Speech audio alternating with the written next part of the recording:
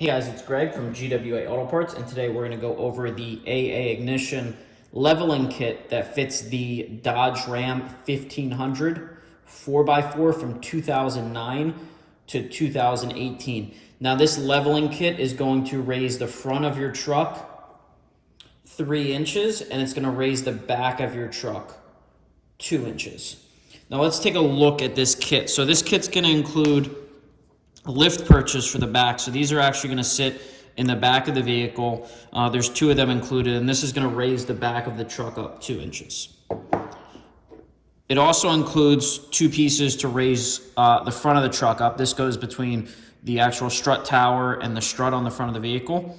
You'll actually bolt this to the strut, and then this actually gets bolted. This actually gets bolted up to the strut tower, so it gets sandwiched between the strut tower and the strut itself. We include hardware. There is